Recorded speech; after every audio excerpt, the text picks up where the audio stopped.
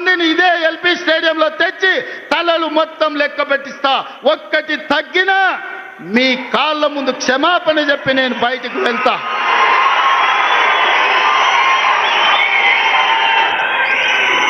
ఇది మా లెక్క, ఇది మా నిజాయితీ. ప్రైవేట్ కార్పొరేట్ కంపెనీల్లో 1,00,000 ఉద్యోగాలు ఇచ్చినాం. నేను మా మిత్రుడు శ్రీధర్ బాబు విదేశీ పర్యటనలో 3 లక్షల కోట్ల పెట్టుబడులు తీసుకొచ్చినాం. ఇవాళ అంతర్జాతీయ స్థాయిలో తెలంగాణకు ఒక గుర్తింపు గౌరవాన్ని తీసుకొచ్చినాం. అందుకే మిత్రులారా, ఆనాడు హాస్టళ్లలో సంక్షేమ హాస్టళ్లలో ఎన్నడా పిల్లల్ని పట్టించుకోలే. అందుకే వాళ్లకు ఫుడ్ డైట్ ఛార్జెస్ మా బట్టి గారు 40% పెంచిండ్రు. Cosmetic charge 200% పెంచిండ్రు. ఇవాళ పేదవాళ్ళ పిల్లలు కార్పొరేట్ వైద్యము కార్పొరేట్ విద్య పోటీ పడాలి అంటే ఈ విద్య ఉన్నది సరిపోదని యంగ్ ఇండియా ఇంటిగ్రేటెడ్ స్కూళ్ళు 100 నియోజకవర్గాలలో 100 పాఠశాలలు 20,000 కోట్ల రూపాయలతోని యంగ్ ఇండియా ఇంటిగ్రేటెడ్ రెసిడెన్షియల్ స్కూళ్లను ప్రారంభించుకున్నాం. రాబోయే రోజుల్లో ప్రపంచంతోనే పోటీ పడే విధంగా మన విద్యా ప్రమాణాలను పెంచడానికి ఇలా మనం ప్రణాళికలు వేసుకున్నాం. ఇలా మిత్రులారా, ప్రతి సంవత్సరం ఇంజనీరింగ్ విద్యార్థులు 1,10,000 మంది పాస్ అవుతున్నారు. సర్టిఫికెట్ ఇంజనీరింగ్ వస్తుంది కానీ బయటకు పోతే ఉద్యోగం లేదు. బయట అవసరాలకు తగ్గట్టు వీళ్ళకు నైపుణ్యం లేదు. నైపుణ్యానికి శిక్షణ ఇవ్వడానికి వసతులు లేవు. అందుకే ఆలోచన చేసి రాష్ట్ర ప్రభుత్వంలో యంగ్ ఇండియా స్కిల్స్ యూనివర్సిటీని ప్రారంభించి వేలాది మంది పేద పిల్లలకు స్కిల్స్ నేర్పించి తద్వారా ఉద్యోగ ఉపాధి అవకాశాలు కల్పించడానికి ఈరోజు మన ప్రభుత్వం పనిచేస్తుంది.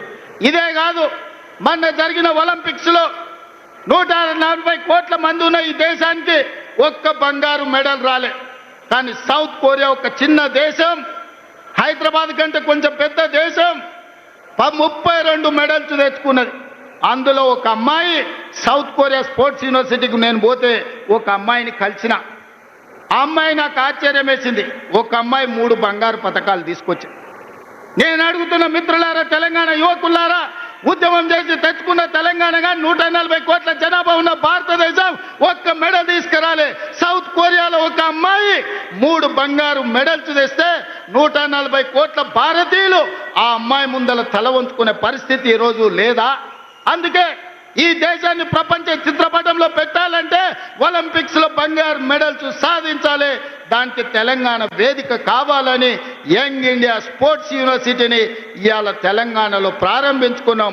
2034 ఒలింపిక్స్ లో తెలంగాణ నుంచి బంగారు మెడల్స్ తెచ్చే బాధ్యత తెలంగాణ యువత తీసుకుంటుందని చెప్పి నరేంద్ర మోడీ గారికి నేను సూటిగా చెప్తున్నా. మిత్రులారా, ఇలా చెప్పుకుంటూ వెళ్తే ఎన్నో విజయాలు ఉన్నాయి. పనిలో పడి ప్రచారం చేసుకోవడంలో మేము మర్చిపోయినాం.